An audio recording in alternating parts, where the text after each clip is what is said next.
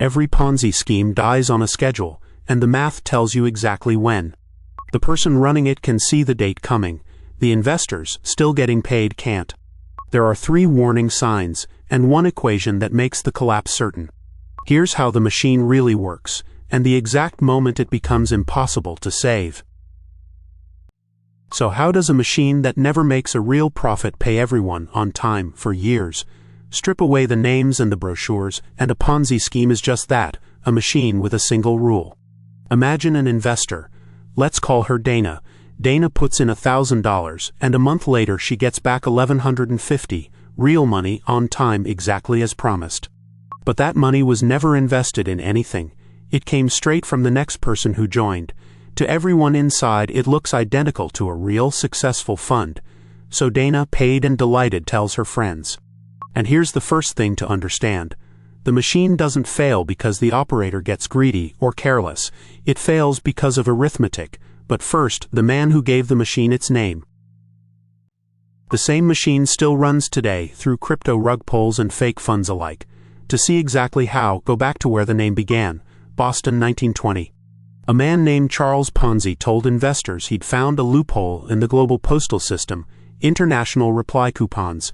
Buy them cheaply in post-war Europe, where weak currencies had pushed postage down, redeem them for more valuable American stamps, and pocket the difference.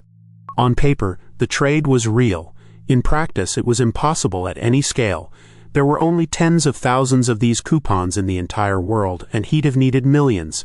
So the profits weren't coming from coupons, they were coming from the next investor.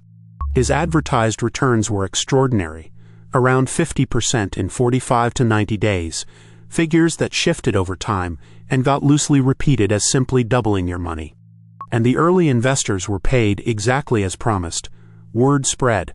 By that summer, money was pouring in, at the peak, close to $1 million a day. Over roughly 8 months, he took in about $15 million from tens of thousands of people. Then it collapsed. Ponzi pleaded guilty to mail fraud. His investors got back less than 30 cents on the dollar, losing around $20 million in 1920 money. Ponzi didn't invent the scheme, but he ran it so spectacularly that his name became the label for all of them. And every one since has followed the same arithmetic he couldn't escape. If the math is doomed, why do careful, intelligent people pour in their savings and defend it when warned? Because a Ponzi scheme isn't really an attack on your wallet. It's an attack on 4 very normal instincts. 1. Social proof. Everyone around you is making money. Doubting it means calling your friends fools. 2. Authority. The operator is confident, specific, often respectable. We're wired to trust competence that sounds certain.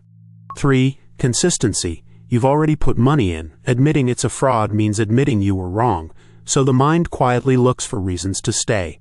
4. The steady payout. Every on-time check is physical proof it's working, and that proof is the bait. None of these are stupidities. They're the same instincts that most of the time keep us safe. The scheme simply points them in the wrong direction, which is why the warning signs are almost never about the people. They're about the numbers. Here's the arithmetic the operator can't escape. To pay returns to everyone already in, the scheme needs new money, but every new investor is now someone who also has to be paid later. So the amount of fresh money required doesn't grow steadily. It grows exponentially. Double the investors, and you haven't doubled the problem. You've compounded it. Which means there is always a line.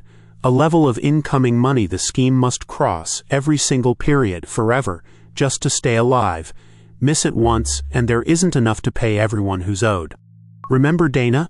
She got in early, so by the time that line is finally missed, she's already been paid back in full, but the friends she told and the friends they told are the ones left holding nothing. In a Ponzi, the only real winners are the ones who get out before the schedule runs out. That's the schedule, not a date someone chooses. A date the math chooses. The operator, watching the inflow slow, can see it coming. The investors, still getting paid, cannot. So if you ever want to spot one from the outside, ignore the story and watch 3 things. Returns that are steady and impossibly smooth, profits that can never quite be explained, and a constant, almost desperate need for new investors. When growth is the only thing keeping a thing alive, it isn't an investment, it's a clock. Charles Ponzi's machine ran for about 8 months. The most famous modern version ran for decades. When Bernie Madoff's fund collapsed in December 2008, the account statements showed about $65 billion. But most of that was fiction, invented profit that was never there. The real money his investors lost was somewhere around 17 to 20 billion. He was sentenced to 150 years and died in prison in 2021. Same machine, same arithmetic, a different name on the door. That one is next.